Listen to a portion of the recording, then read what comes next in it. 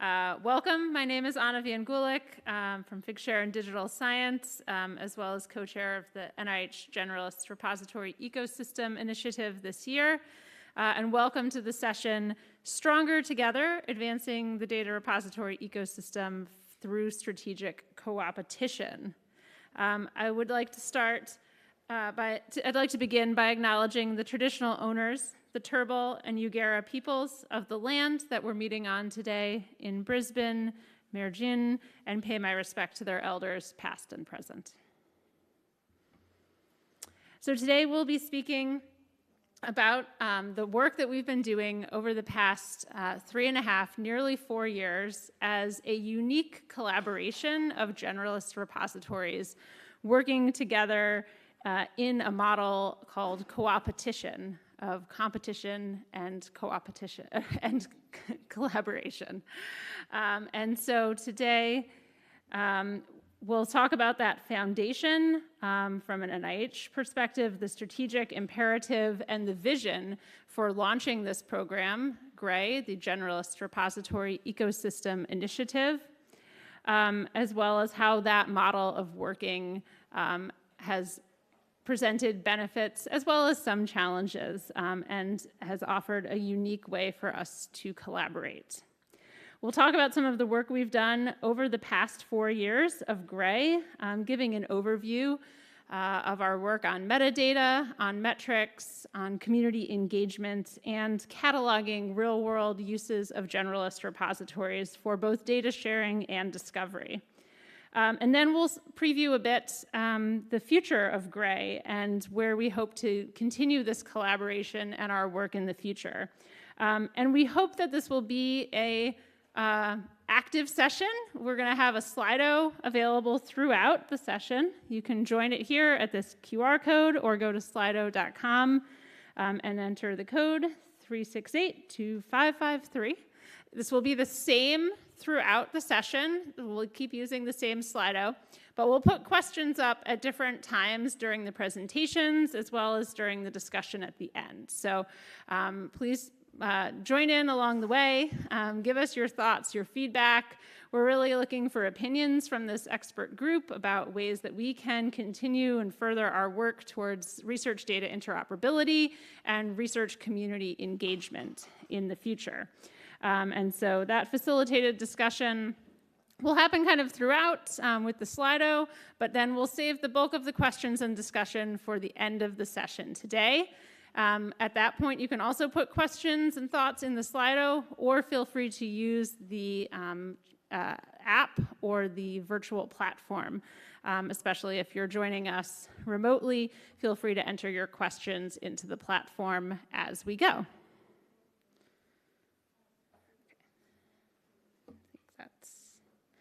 Yes, and I will note also that this session includes both in-person as well as virtual attendees, and please note that it is being recorded. And of course, we're also following the International Data Week Code of Conduct and have conference-safe people available if needed. For virtual attendees, you should all be muted, but please use the app or the virtual platform to ask questions throughout. For those of you who are here in person, we do have some passed mics, and when all of our speakers assemble at the end, feel free to ask your question to us in person or give us your feedback directly. All right, great.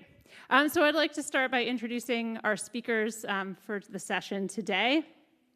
I have to start, unfortunately, with Ishwar Chandramouliswaran, who is actually unable to join us today. Ishwar is at the National Institutes of Health in the Office of Data Science Strategy, and due to the US government shutdown, he's unfortunately unable to travel or participate in our session today. But I did want to acknowledge his important role and leadership of this program funded by NIH ODSS and his contribution to this presentation. And Kristi Holmes will present his slides at the top here. And that brings me to Kristi, Associate Dean for Knowledge Management and Strategy at Northwestern University and representing Zenodo in the GREI program. Matt Bass, Executive Director of DataCite. Mark Hanel, VP of Open Research at Digital Science and Figshare in the GREI world, and myself, Head of Customer Engagement for Government and Funders at Digital Science as well. All right, so let's get started with a little interactivity. If you would, please make sure you've joined the Slido. For anyone who came in a minute late, we'll be using the same Slido for audience participation throughout the session today. So please scan the QR code or go to slido.com on your computer and enter the code. And these are just a few getting to know our audience questions to begin with. So we'll give you just a moment to fill out a couple questions.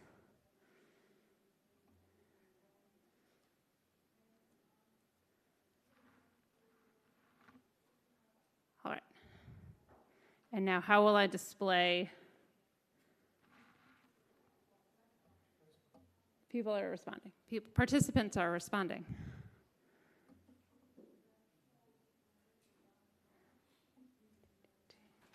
Now we need the music back. Where was that great opening music from the beginning?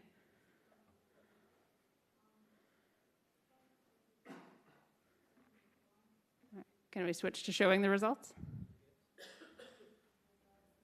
How do I do that here?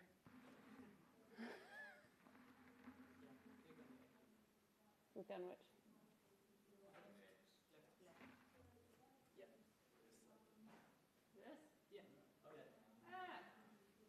Hard to see from this angle. Okay. Yay, Australia. Our hosts. Germany, UK, Netherlands, USA, Sweden. I don't know. Okay. Thank you. And then I'm going to advance.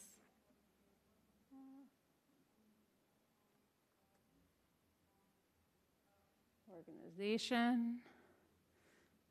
DS, I'm assuming, is Digital Science. UKRI, Stanford. Leibniz Information Center, Data Observatory. Uppsala. Japan. Okay, great. Please feel free to continue entering answers. I'm just going to advance.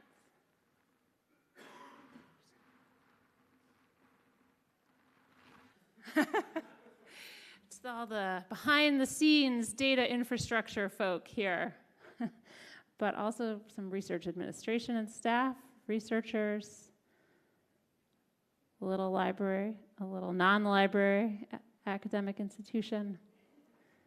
All right, well, we hope to learn more about you during the session, and we appreciate your input and attention to our work.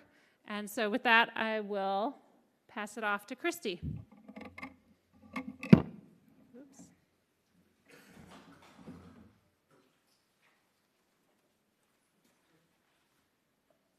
Okay, great. Thanks, Anna. All right, so this is, again, the QR code that you can scan, and there will be questions throughout, so please go ahead and weigh in. We'd love to hear your perspective. I'm going to start off. So as Anna said, I am going to present Ishwar's slides. I will do my best to do a good job and be a good representative, but we're really missing out with him not being here and presenting this information himself. So let's talk a little bit about the data repository. This is definitely a crowd that understands what this looks like. As you know, there's a combination of domain-specific repositories, institutional repositories, and generalist repositories in this ecosystem. This data sharing ecosystem is essential and requires all of the different parts for various reasons. We are working on behalf of generalist repositories and how generalist repositories can support the types of work that needs to happen in the data sharing ecosystem. So generalist repositories accept a wide range of data types, data formats, content, They welcome in submissions across all different kinds of disciplines, and we also are looking at a wide variety of methodologies being represented in a generalist repository. And you can see the different types of data and different file types that are shown around our GREI logo on the slide. When we think about the NIH and how it has empowered and helped to evolve the data sharing ecosystem, there are a number of key activities that have happened along the way. If we look initially in 2003, we see the first NIH data sharing policy. As we work our way right across the slide, you can see that there are a number of other punctuated moments. Those include policies. There are some major ecosystem advances, for instance, modernization of NIH clinical trials. We can see the Cancer Moonshot Initiative, another program at NIH. All of these are helping to really reinforce the idea that data sharing is important and essential in order to drive research and discovery forward. We come along to the NIH Data Science Strategic Plan in 2018. And there has been an updated plan that was recently released over the last year. And that really became quite a nice catalyst for thinking about NIH data sharing in more meaningful ways and in more practical and actionable ways. So we see the first orange moment in our timeline is the Generalist Repositories Workshop, where a number of the things that really went into developing the idea of this coopetition were born and really helped to set the stage for the Generalist Repository Ecosystem Initiative program. GREI was launched in 2022, and that was right before the NIH Policy for Data Management and Sharing that was released in 2023. So when we think about GREI, or this Generalist Repository Ecosystem Initiative, you'll hear me say the acronym GREI probably a number of times, as will my colleagues. The mission of GREI is to establish a common set of capabilities, services, metrics, and social infrastructure. And in addition to that, we're really looking to raise the awareness of data management and sharing broadly across the NIH data ecosystem. There are 5 key goals that are part of the Generalist Repository Ecosystem Initiative. The first, and I think foremost, the initial goal that we think about is making it easier for researchers to share data. That's not a small task, and we've really worked hard to be able to help make that happen. We're interested in enabling the improved discoverability of NIH-funded data across all of our repositories. Certainly are focused on the idea of supporting reproducibility across the various repositories and programs and projects that are happening in this space, and also ensure data associated with publications is readily available. The idea of avoiding duplication of data across repositories is something that's played an important role in many of our discussions. And then finally, we want to encourage NIH-funded researchers to be both contributors and consumers of all of this great shared data. These goals are supported by key objectives around the idea of GREI. You can see that a number of these intersect both technical as well as social components in the ecosystem.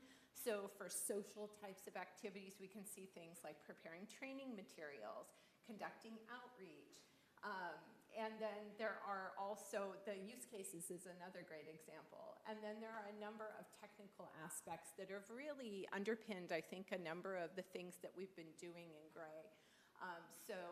Implementing open metrics is a really good example of that. The idea of best practices for data repositories, adopting consistent metadata models. And so you'll hear about some of this as we move forward.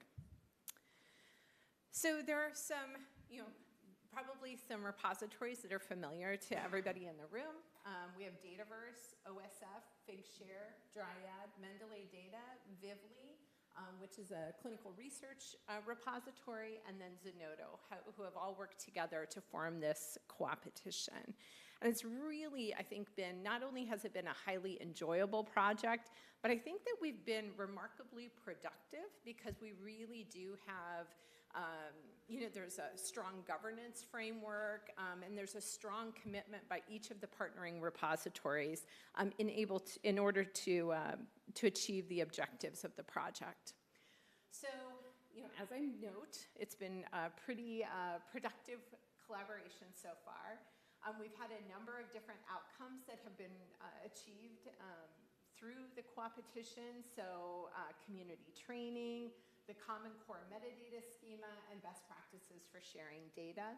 And you can see some of these achievements or outcomes that are listed below. So there's common metadata fields. We've implemented both funder and grant ID for common metadata fields. There are new metadata fields in faceted search. We've normalized and established comparable accounting for usage metrics for both views and downloads. There are counts by institution and funder. And then we've also really leaned into the idea of persistent identifiers. This has really, I think, been a nice opportunity for us to work together across all of the different repositories. And then finally, I want to put a shout out. We have a Zenodo community that's set up in Zenodo, where we have everything that we produce as a result of our project together. So a lot of the work that we're doing together has come from the people in the that work with each of the repositories, but we've also established a number of ways of getting input from the community. And so we'll talk about that in a little bit, but one of the important ways that we've gotten feedback from the broader community is through this Council of Council working group. The NIH Council of Councils is an advisory body. This council working group was really meant to not only reflect the National Institutes of Health, but also to reflect the broader data sharing ecosystem. So you can see over in the orange box on the left, the council members were members of NIH institutes and centers. So we're really getting that intramural perspective from the National Institutes of Health. They serve on this advisory board. They're representatives that are nominated by the Office of the Director for Program Offices. And they also, this Council of Councils working group also had broadly representation from various programs and initiatives that are also in this data sharing ecosystem space. This council advises the NIH director on the policies and activities of the Division of Program Coordination, Planning, and Strategic Initiatives.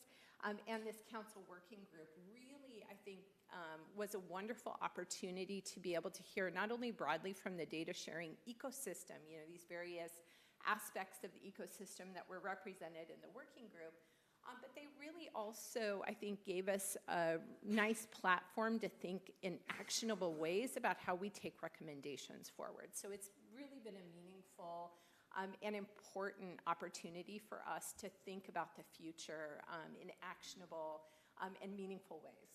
So some of the findings that the Council of Council working group made, so they see that we're focused on supporting use cases for data sharing. And we've primarily, it seems that the use cases have been primarily directed at supporting the final NIH data management and sharing policy. And they saw that this was an appropriate activity for this pilot, this initial phase of the program. They noted that we've developed a baseline of consistent metadata and that at a high level that provides data discoverability and data use capabilities, and that we've provided significant outreach and generalized training. So with all of that in mind, they were thinking about how do we take this program to the next level? What's needed?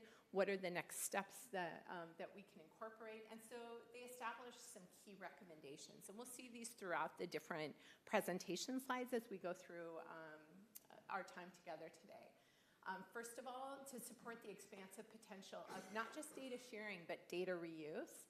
to tailor future development through increased community engagement, which has, I think, been a really important part of what we've done to this point, but can't be emphasized enough. And then also to develop metrics to quantify impact. So what is the future of GREI? Well, there's a lot of work that we can do. As everyone knows, there's no shortage of good work to do together. And we see that here in GREI too. Countless opportunities for GREI to continue to work toward maturing that fair data ecosystem, and we'll continue to work in a cooperative way.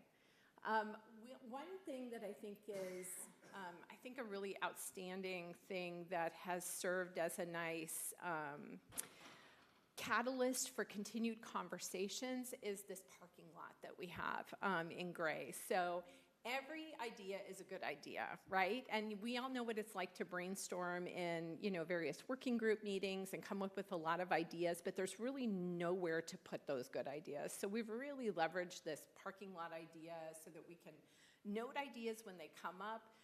We regularly revisit the parking lot. We regularly discuss those ideas and think about what's going on, what kind of feedback have we heard from the community, and how do we elevate those things so that they can be projects, areas that we take forward.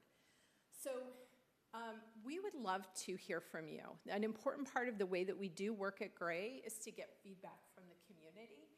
And we hopefully will have a number of opportunities throughout our time together where we can get that feedback from you. And so we'll have discussion, but we also have the Slido. So with that, let's see if I can do this. Is it Control Tab? Yes. Alt Tab. Okay. Okay, great. Oh.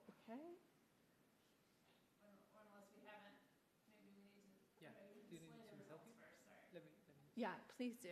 That would be great. I also realized I forgot to introduce our colleagues here. Okay, great. While you're paused filling out that Slido, I realized I forgot to introduce two other colleagues of GREI who are helping us today, Moises Marino and Kristi Maffei from Mendeley Data, who are also moderating and assisting with all of this, and we're grateful to them as well for joining. So grateful. So grateful. Thank you. Okay, and then do we have another? Okay. Thank you so much. Okay. All right, great. Good to see lots of repository action there. Okay, how does the availability of generalist repositories benefit the larger data repository landscape?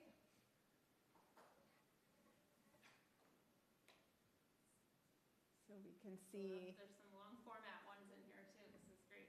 We'll take these back. Yeah, this is all really wonderful. Thank you.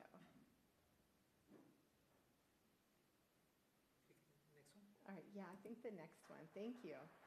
So what are the top challenges? There's always challenges, right? So what are the top challenges for the generalist repositories as part of the data repository landscape? You can see some data curation. I appreciate that comment. That's always a challenge.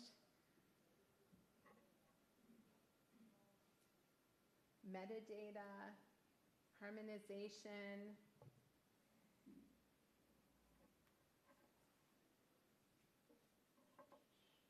There's some common themes here. Yeah, the tension between the generalist and the discipline specific. Yeah, absolutely. Data reuse. I love that balance between being general and sufficiently useful. Yeah, very well put. All right, wonderful. Thank you so much, everybody. Switch? Yeah, I think so. Thank you so much. Yes, teamwork makes the dream work. Thank you very much. Okay, so that concludes Ishwar's portion. Now I'm going to talk a little bit about the coopetition. We have another Slido poll, so that's the QR code and the join code that you saw before.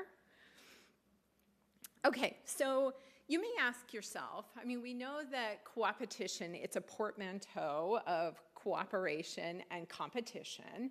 But what does it really mean in practical, from a practical perspective? Well, what we're really trying to do is to lean in on this idea where we're cooperating on things that make sense. So common things that just help to elevate the ecosystem in ways that are broadly useful. So we're collaborating on common standards, features, activities. So we've talked a little bit about some of the metadata work that we've done together, the metrics that we've done together, those types of things, the outreach. And then we're also competing still. We're individual repositories. We have a lot of different perspectives and different communities. And so we're competing on unique features, things like data visualization and analytics, tool integrations, curation strategies, and so on. So all of the things that are allowing us to be unique in our own special way. So if we look inside the GREI repositories, what does this mean? Well, there are a number of different similarities that we see. So fair data sharing across disciplines, that's something that we're all interested in doing and empowering. We adhere to repository best practices, so those are things that we all have in common, and we're all leveraging community metadata standards and persistent identifiers, and you can see some of our persistent identifier partners that are listed below. I'm really thrilled that Matt from DataCite is here to join us. We're also incorporating ROAR and ORCID as well. The distinct attributes across our individual repositories. So we have a lot of different organization types. We have some of us that are from nonprofits or academic perspectives, and we also have commercial perspectives as well. I feel very strongly that we need to represent all of these different perspectives because this is a unique ecosystem, right? And the individuals that are using this generalist repositories are also coming from different perspectives. The infrastructure is unique. And then also we have different features such as data visualization, the file types and sizes that we accept, curation approaches, licenses, and controlled access. So as we're looking at the coopetition model in supporting the NIH Strategic Plan for Data Science, the goal here, just reflecting on our goals earlier, is to improve capabilities to sustain the NIH policy for data management and sharing. And we're hoping to strengthen the data repository and knowledge base ecosystem.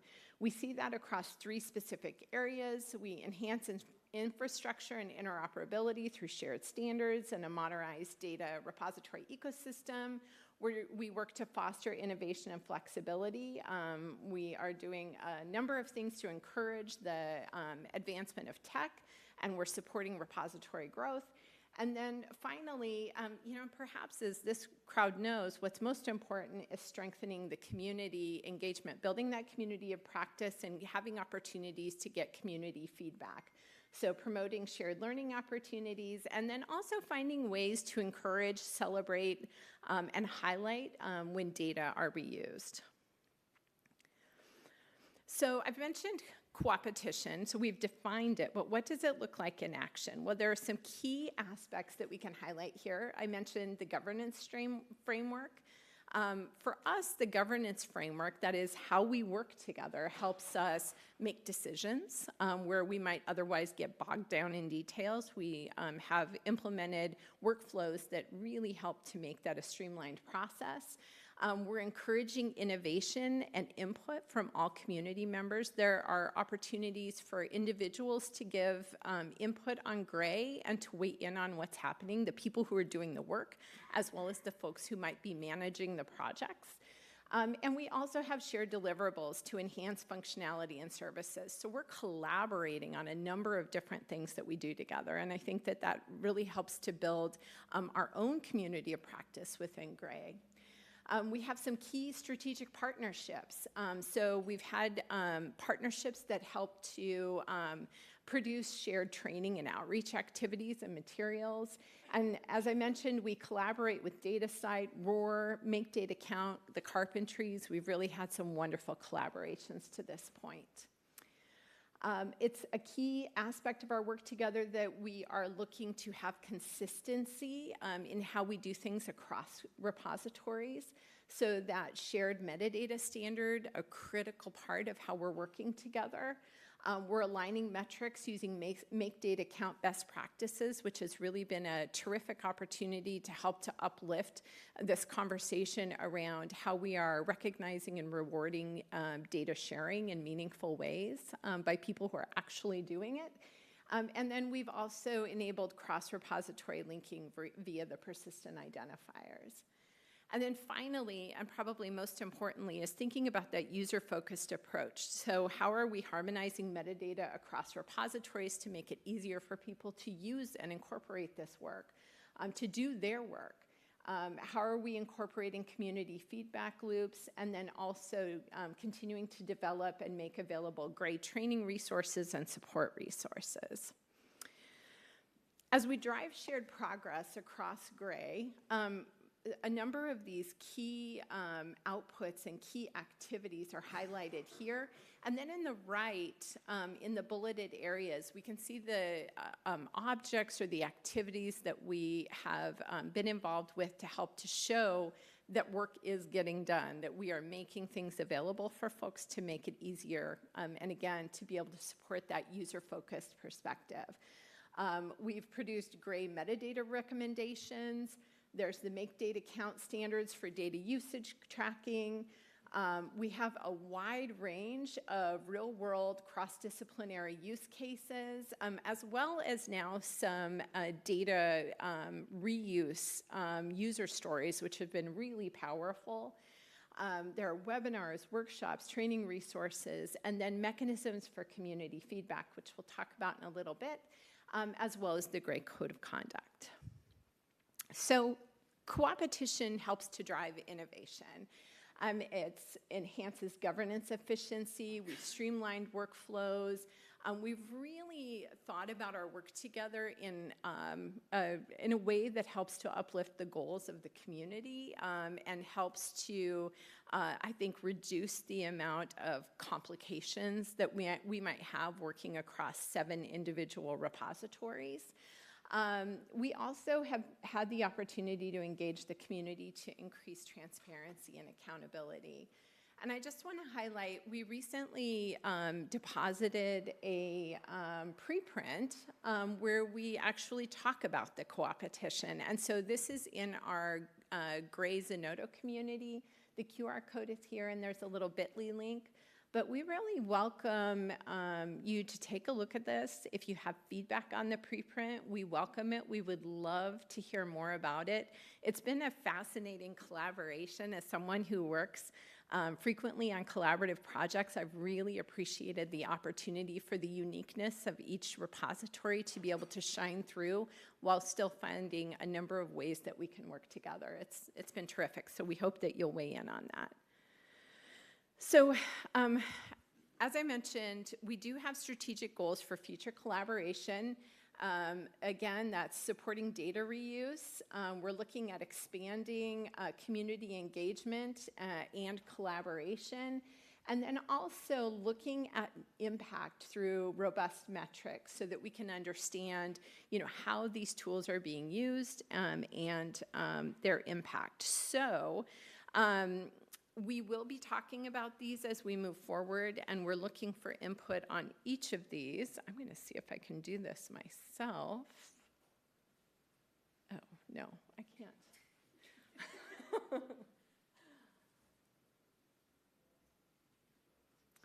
Oh, great. Okay.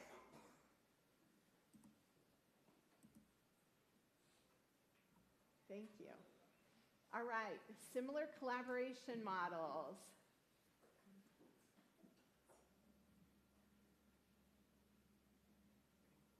Great, thank you.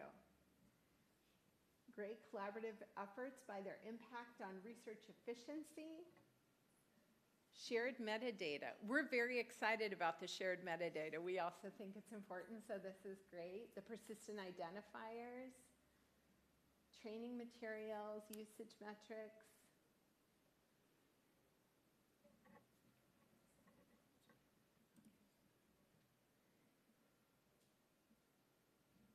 All right.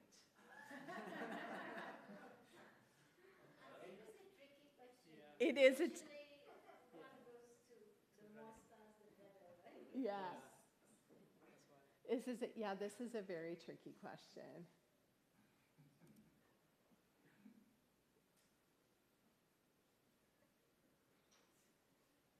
This is great. So more training on preparing data for submission. I know we could use that in my organization. Better tools for cross-repository search and discovery. I will, since we are watching data come in, I would take this as an opportunity to highlight, there's a terrific project right now at the National Library of Medicine at the National Institutes of Health called the NIH Dataset Catalog, and it is a cross-repository discovery platform. And so that's been a great way to be able to see some of these cross-repository discovery, to facilitate cross-repository discovery and search. Okay. All right. Here you go. Thank you. Hello, everybody. My name is Mark Jahnel. I'm the founder of Figshare, and I'm glad that everybody said they care about metadata because we're talking about metadata next. There is, for every big topic that we're working on, we have co-chairs, and I was one of the co-chairs with John Chodaki on the second generation of the metadata recommendations, which I'll talk about. And so please continue to use the slider. We will take all of this information as feedback. We will use it, and it gives you all a chance to look at your phones and look at your computers and feel like you're contributing at the same time.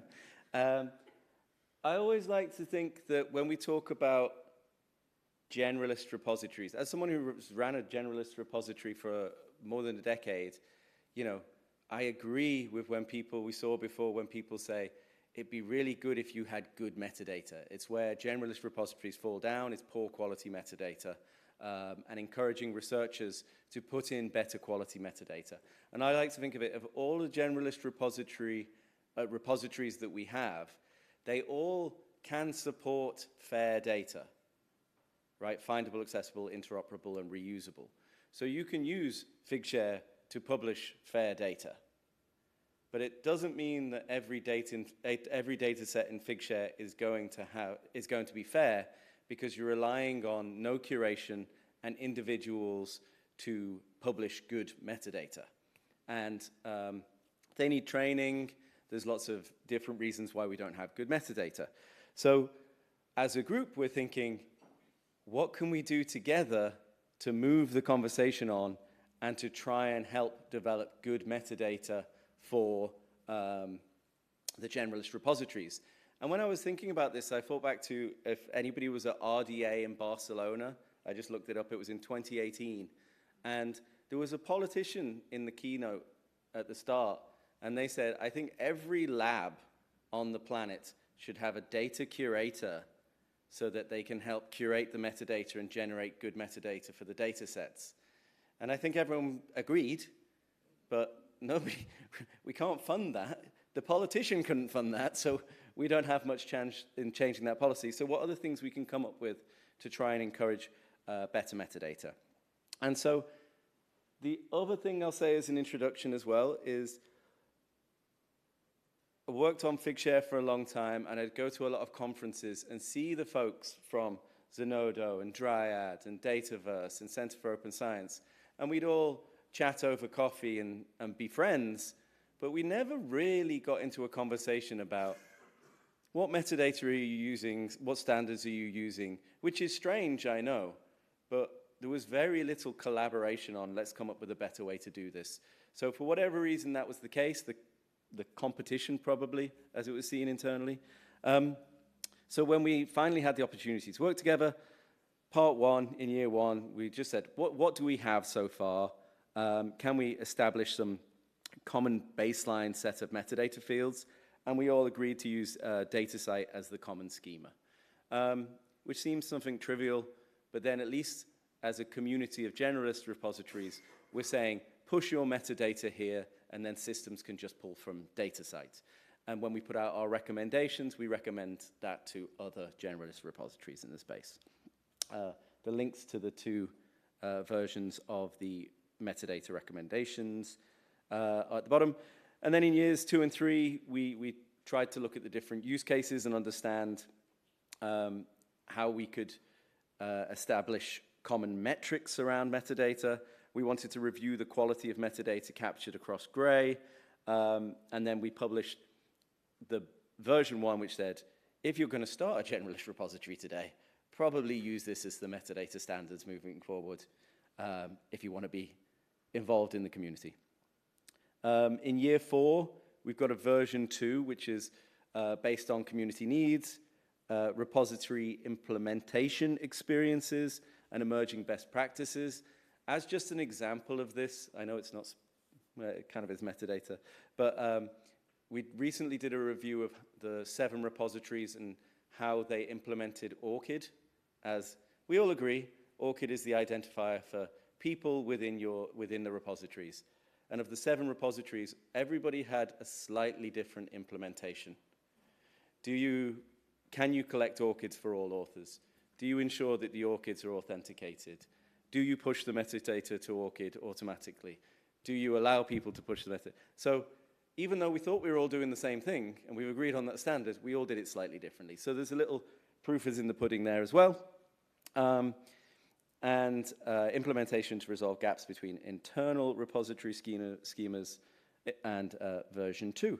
And I can say that we try and do a lot, so everybody has different product teams, and you say, we're going to prioritize this in our roadmap right now, we're going to prioritize that. But after 4 years, in February 2025, the repositories have collectively completed 78% of the work required to implement metadata recommendation version 1. So it's a nice example of we've come from no standardization across all the repositories, and now we're 80% of the way to getting to a core baseline metadata implementation. And an assessment incorporating any additional implementation requirements from version 2 will be completed in early 2026. And so when you're moving forward with this, consistent metadata is good for a lot of different reasons. Improved discovery across different systems. The interoperability between systems. I think interoperability is very important. I think the quality of metadata in generalist repositories has never been more important. As we're looking to use data from disparate sources to power AI models, I think having the same thing mean the same thing in different systems is very powerful for those models that will just come and consume the whole set of your repository without asking for any clarifications. It's good for compliance and reporting. The one thing that the NIH has been great with is, the NIH has funded all of this and they didn't have to, but it's very useful when they say, okay, we want some consistency around funding metadata, because their use case is, we want to know about every single NIH-funded data set across all of your repositories. Fair comment. But by implementing consistent funding metadata across all of our repositories, then if you are the Wellcome Trust in the UK, or if you are the NRDC or something, you also benefit because you can find all of your funded your data sets across all of these repositories as well. By making the data more fair, we're encouraging researchers to allow other people to find their data, and that enables collaboration. But it also, everything we've done in terms of going out and training up different groups of people. With Figshare, we build repositories for universities, so we go and train the staff at the universities. This is what's worked well with encouraging your researchers to make their data available with good metadata. Like, we know that license is a problem. No one understands licenses. But then we can share with the other repositories and say, this worked well, this didn't work well, and we can come up with good ways to improve the metadata until that politician comes up with a funding for every lab around the world. So beforehand, we had no consistent metadata for community to interface with generalist repository data. Now we have common metadata. So this is good foundations for machine actionability. External systems can start to track sharing and reuse.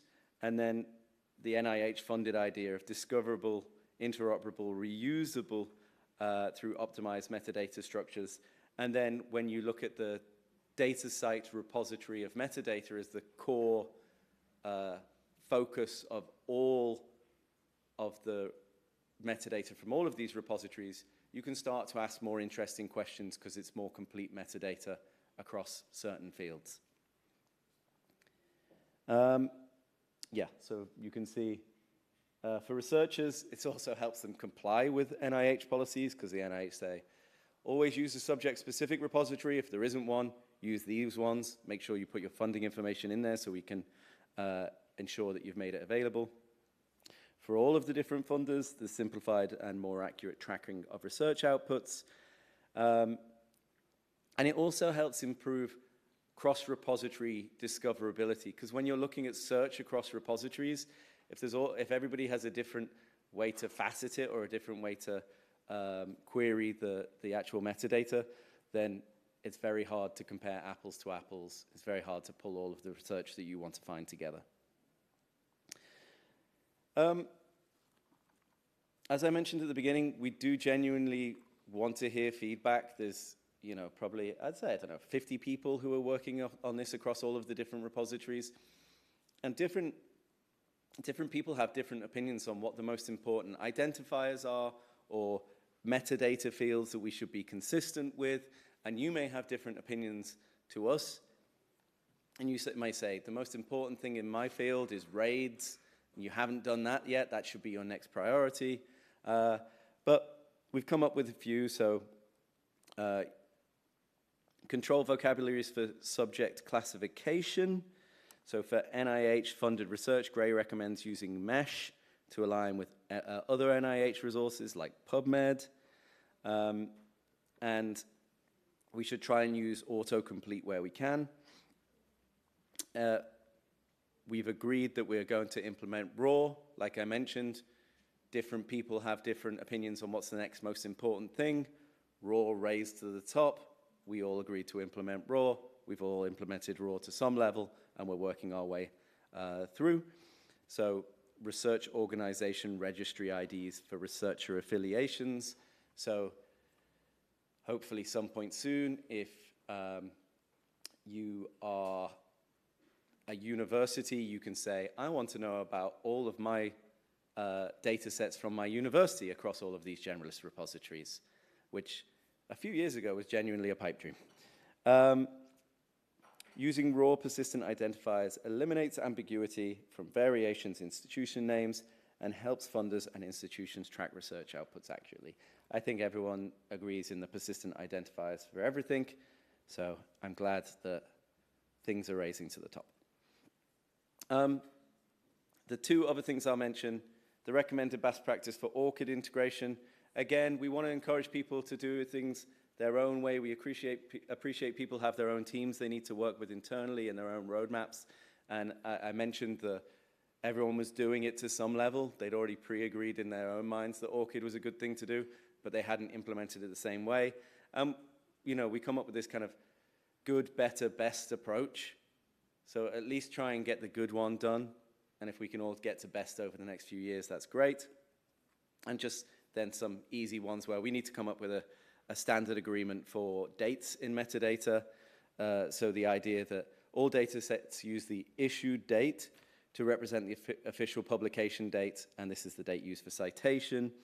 And then if the metadata is published beforehand, you used issued date, and available date, which is the date the files become accessible. So seemingly simple things, but they can be very powerful. And then with search and browse across the generalist repositories, a lot of the metadata work we do allows us to have a similar approach with search, so a Google-style search, an advanced search, and being able to filter on facets such as funder, publication year, content type.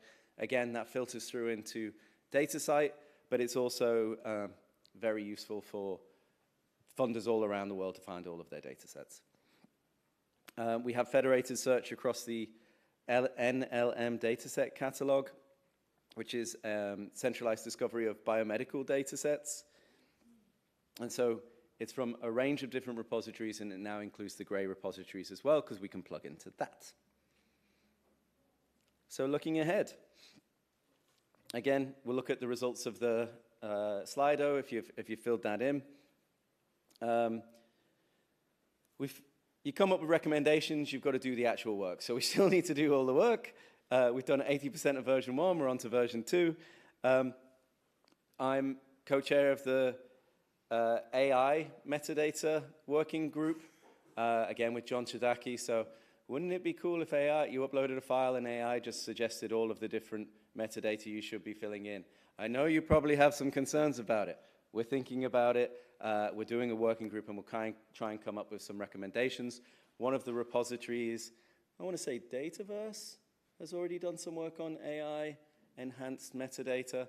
So if that's working, let's just copy it, kind of thing. So we can all move forward together. Identify and develop support for high priority data types that do not have a domain specific repository home. I think this idea of if there's a subject specific repository, put your data there. If not, use a generalist repository is okay for today, but I think we need to fill that middle ground. I think you need subject specific metadata where you can fit it as much as possible. So how can we encourage that? And then adding capabilities that allow data sets to be searchable and findable by different parameters than the ones we have right now. So that's where we are with metadata now. I saw that lots of you had ideas on metadata. Moses, I'm going to need your clicking abilities. So let's just quickly look at...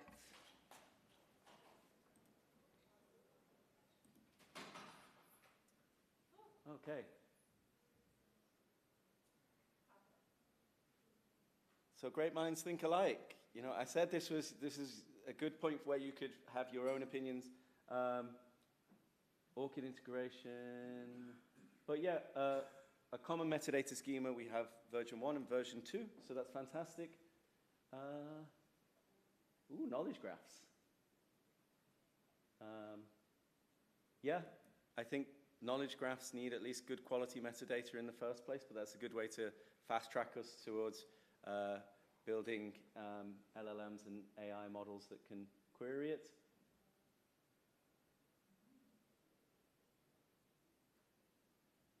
That's lower than I anticipated.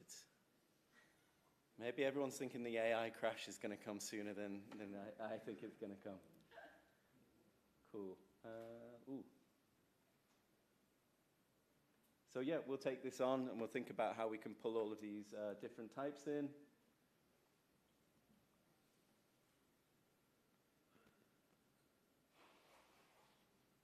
Yeah.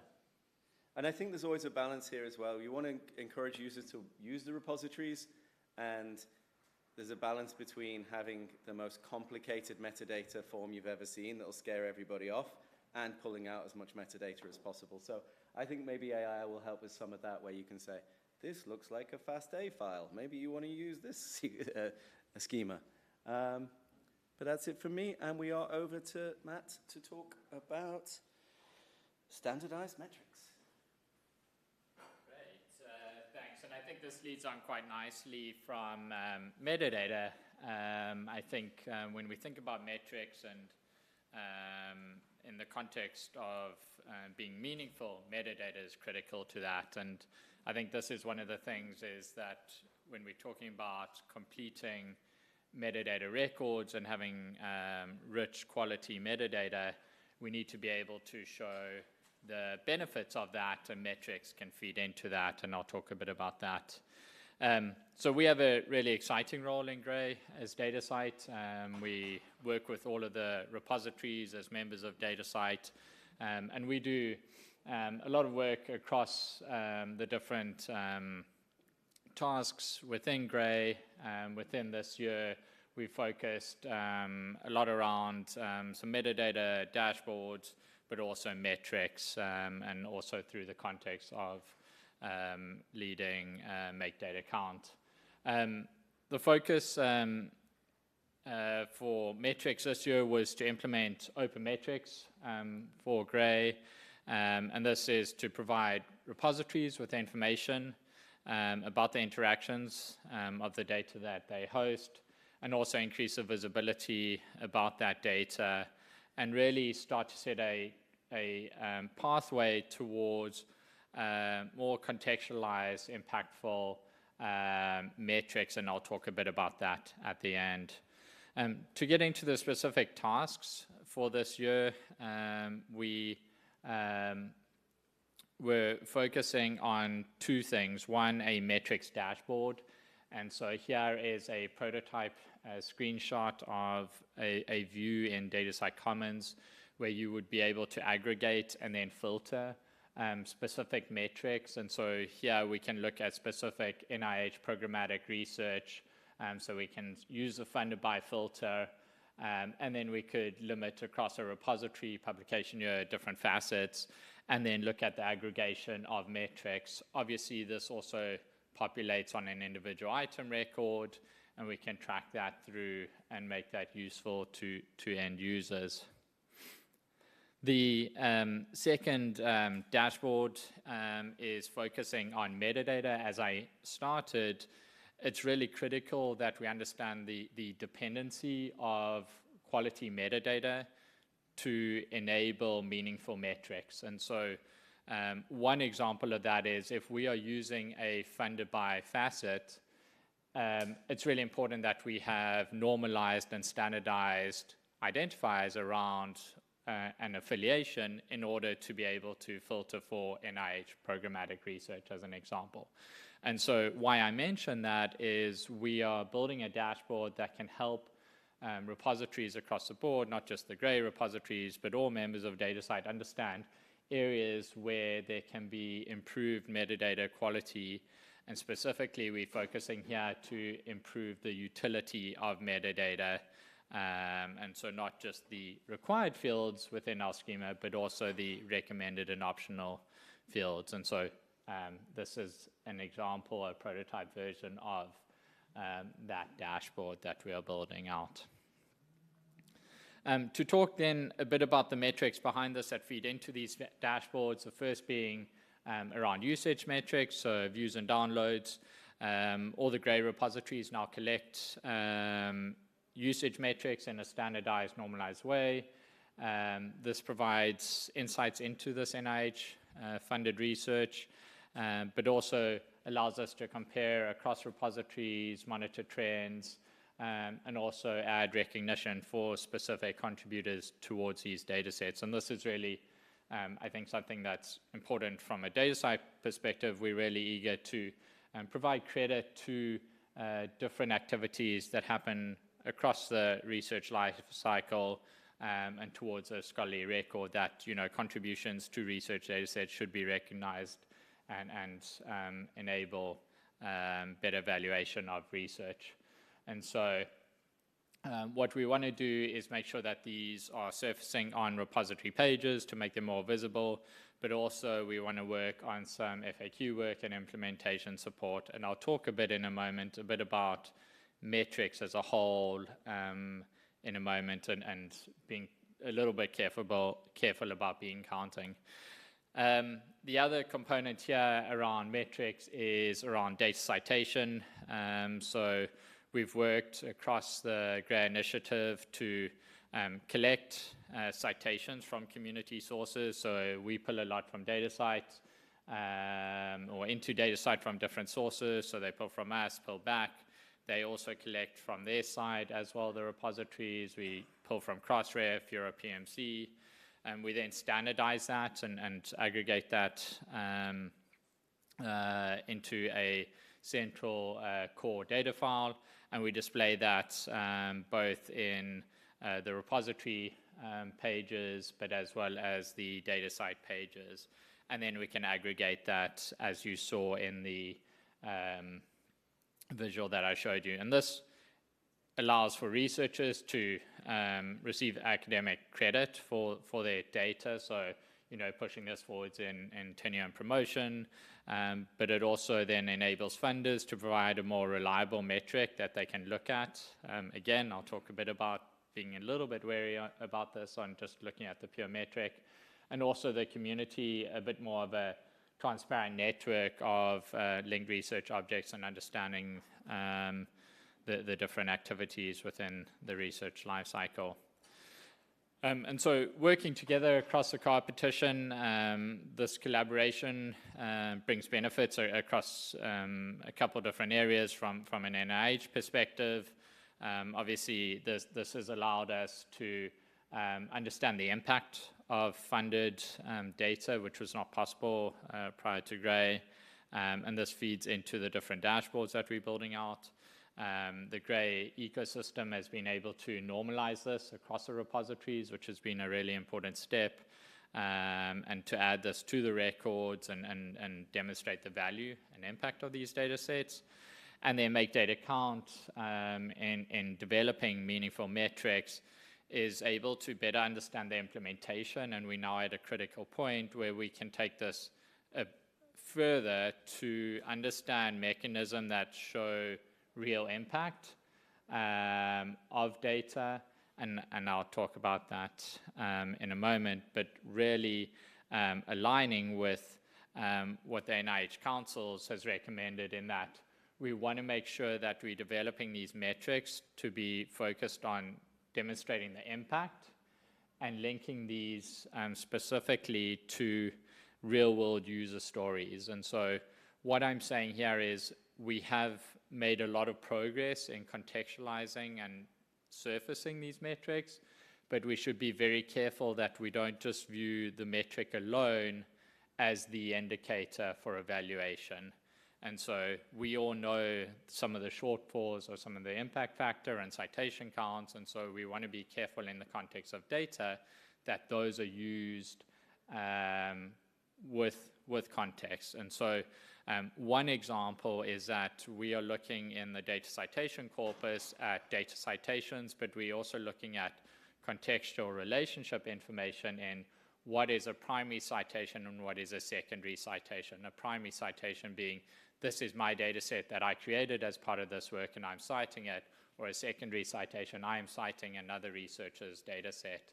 And those are important contextual pieces of information that feed in alongside these. And so we want to continue to develop the metadata metrics and build our partnerships to further this, as well as the implementation of the S-index, which I think is in the kind of, Kristi, you might know this, the second phase, or the actual... Yeah, that's it, of developing this, so really exciting. And so bringing this into it and make sure that we then use this in real-world user stories and different use cases of how metrics can add value. And so I think the Slido is open, and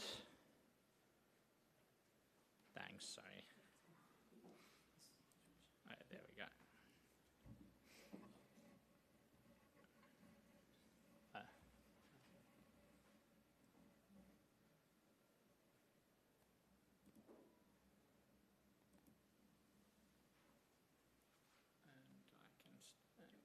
There. Trying to read here a bit. So yeah, obviously standardization is really important.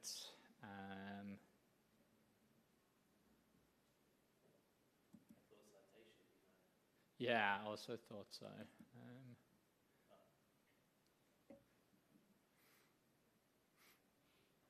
Yeah, and I think citations here, you know, looking at this is something that researchers see as, you know, this is, I guess, currency in research at the moment, and this is the point that I'm arguing, is that it's an easy metric to count, But in the world of research data, I think there's some shortfalls that we can have if we just take the metric at face value. And so we need to work together on that. Yeah, penalizing them if they don't.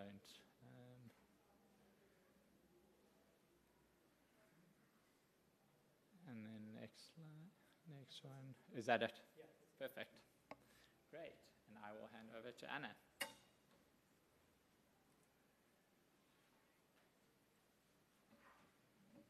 All right, great.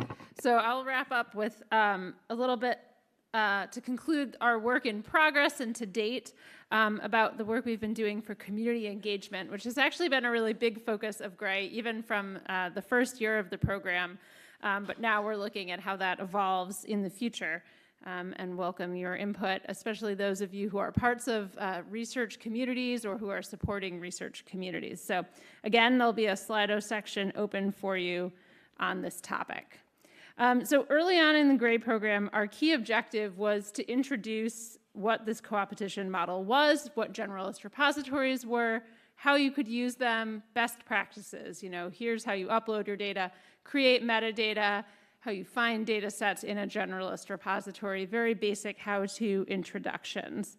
And some of our primary audiences here were NIH-funded researchers, which is those who work at academic institutions and receive NIH funding, but also researchers who work at NIH itself as an organization that employs many staff researchers and may not have the same, institutional library support for data sharing.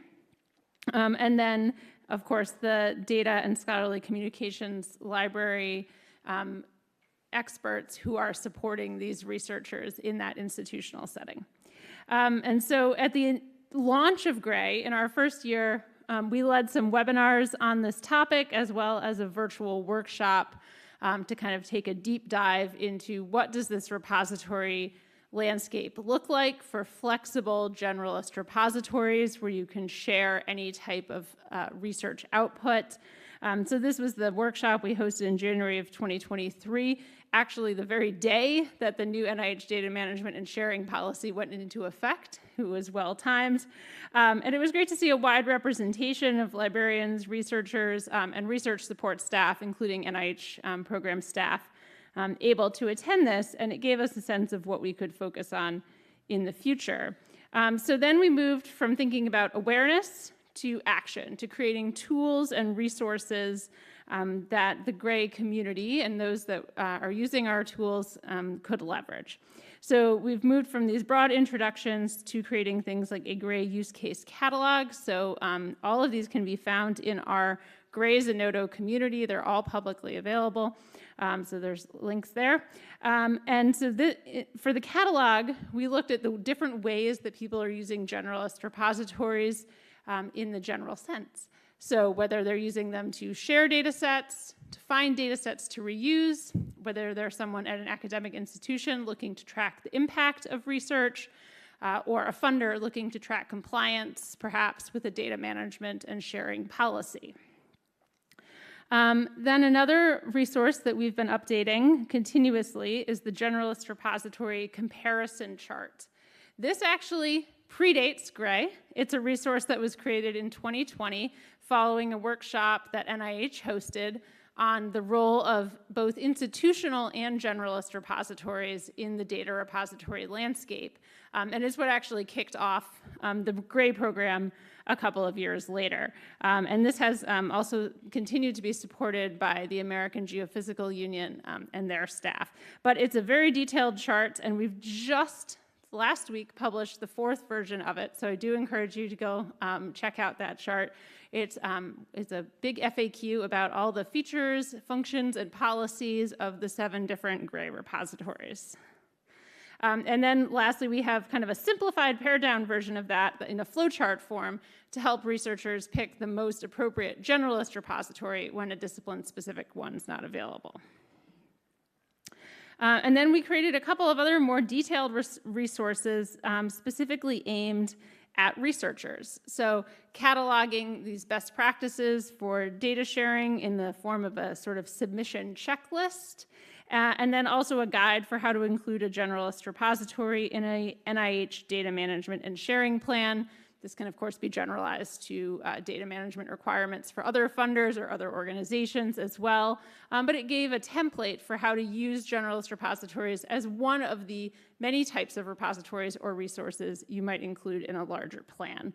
And the idea is that these resources can both be used directly by researchers as well as reused by those who are supporting them at institutions, sort of a train the trainer or provide open resources model.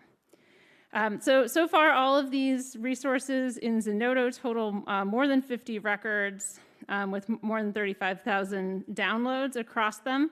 And it's a great place to keep an eye on our work, and they are licensed for reuse. So we've been thinking about what is our approach to community engagement? Who are we targeting? And how are we reaching them? So one has been engaging researchers directly, and this is going to be a focus area that we take into our year 5, starting next year. And this has been partly at scientific conferences and events, as researchers have not been as easy to reach through things like webinars and such, as they're busy, they're focused on their research projects, not necessarily thinking about data sharing best practices at that time, right? And so we've attended events at NIH, conferences dedicated to bioimaging, to brain imaging, to cancer research, and tried to reach researchers where they are in their disciplinary community.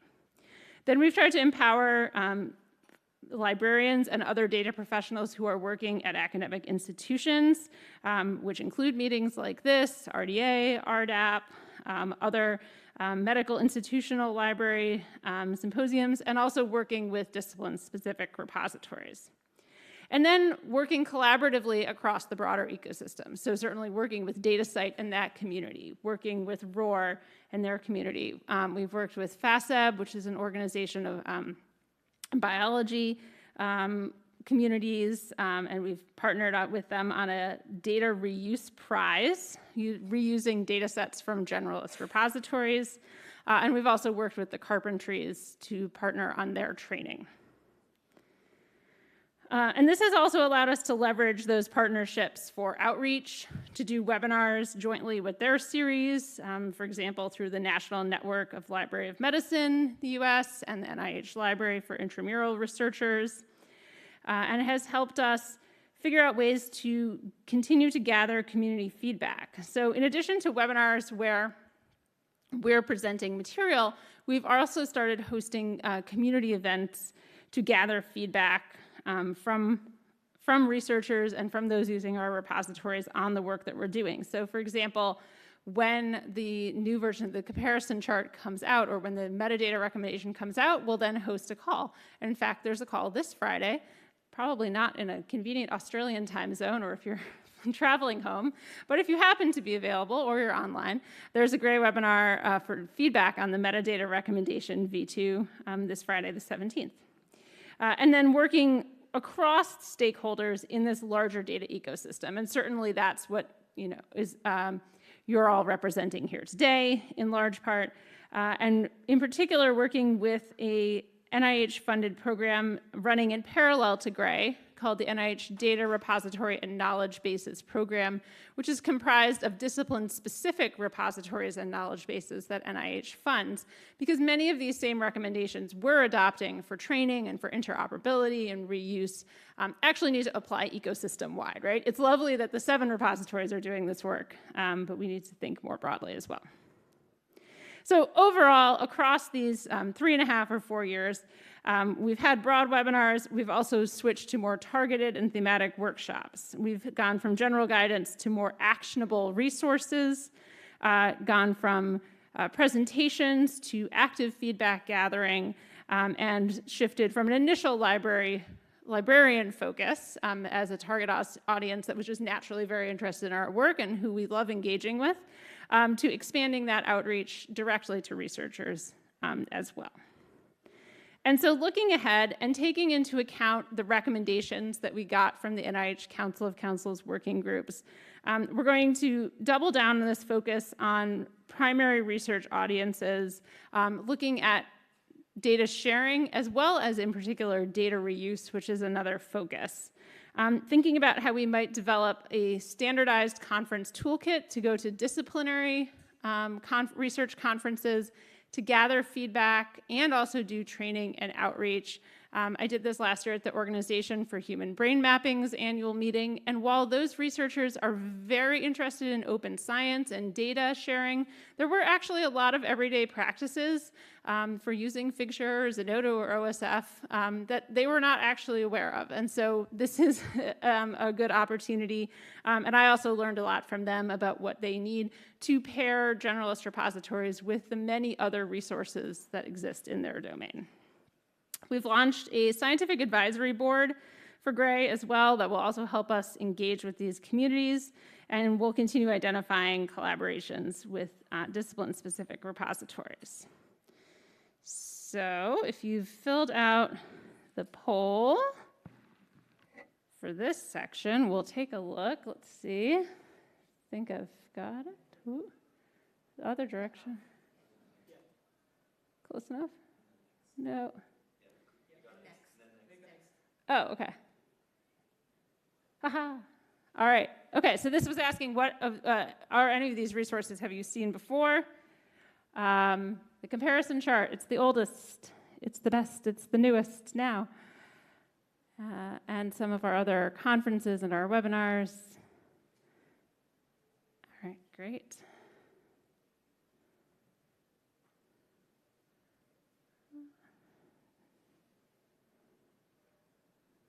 All right.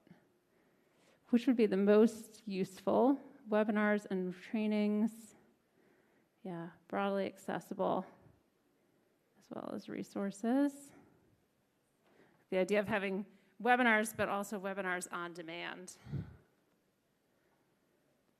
Other ideas, ambassadors, seminars.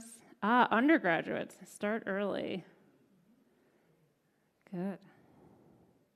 In the interest of time, I'm going to keep going. Academic publishers, research conferences, yes. Other repositories, yes, that's a big space. Sharing metadata.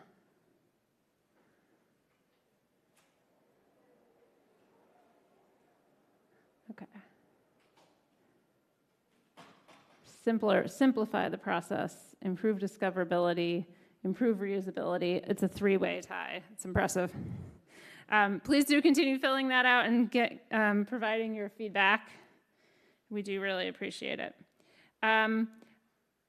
I will not go into too much detail on this section, but I'll give you a quick preview and highlight of some of the real-world user stories we've been collecting. So first, we cataloged general use cases.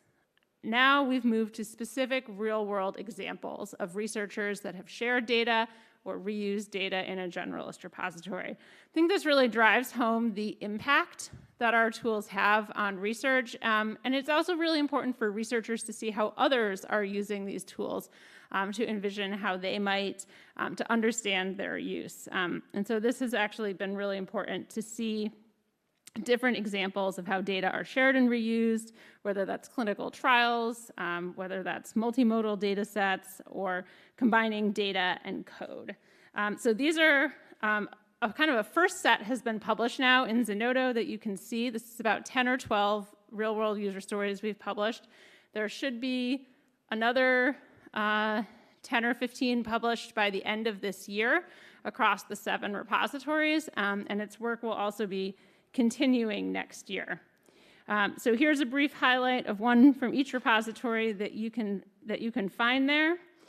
From the Harvard Dataverse, the Brain Genomics Superstruct project collected more than 1,500 human subjects participants, a multimodal data set of neuroimaging, behavior, cognition, and personality data that was collected from multiple sites. In Dryad, data sharing practices for soybean metabolomics and stress adaptive phenotypes, including examples for mass spectrometry. that really were important for a multi-institution collaboration. From Figshare, a multimodal neuroscience data set looking at how we perceive visual objects in the world, including fMRI, MEG, and EEG data.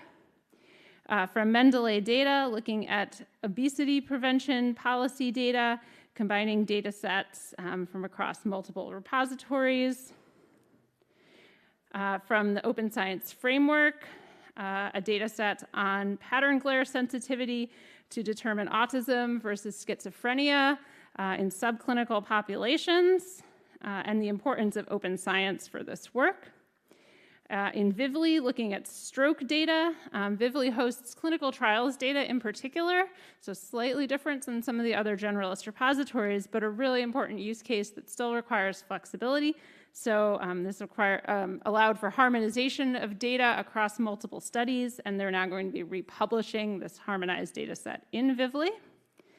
And in Zenodo, taking advantage of version control and GitHub integrations with our repositories to share and publish computable phenotypes in the PhenoFlow, hosting many different research outputs and capturing the versions of this over time to support workflows. So with that, we're going to jump back to the future of GREI. And I guess I had one more. I guess there was one more Slido. Let's see. Jump to it.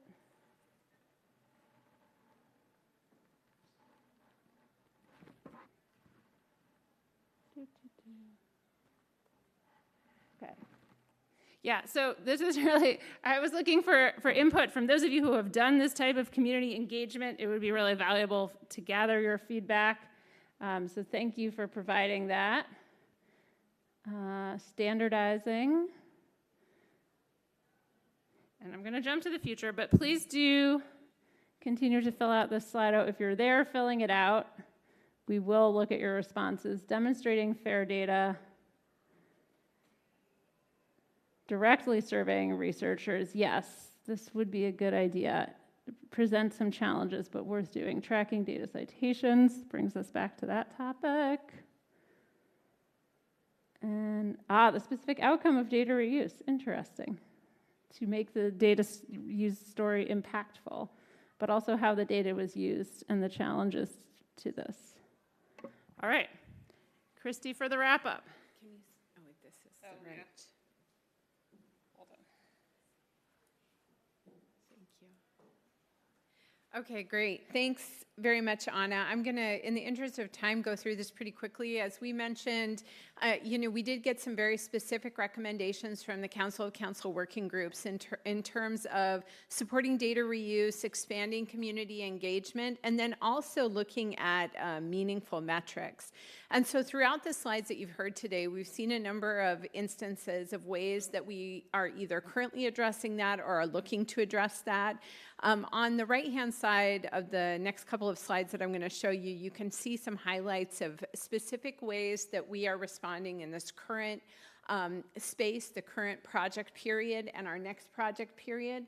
A number of these outline some of the things that Mark was talking about with respect to the metadata recommendations, which is a really powerful way that we're working together and also making a difference in the data sharing ecosystem, but also looking at lifting up other opportunities that we can employ to be able to improve this space, things like the AI and automation.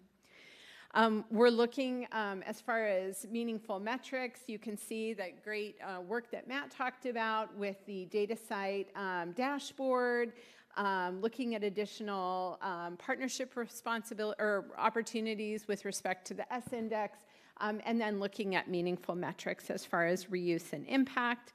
And then finally, on community engagement, it's these kinds of opportunities where we're getting together with the community and finding ways to hear more about your perspectives and things that we should be focused on. We are also going to be launching a scientific advisory board, which we are super excited about. So we also like input about that. So please don't be shy and share your perspectives about that. So here's the most important slide, which I get to share, which is all of the great stuff. So these are links to all of the wonderful work from this entire collaborative group. This is an outstanding team, dream team across all of these different repositories.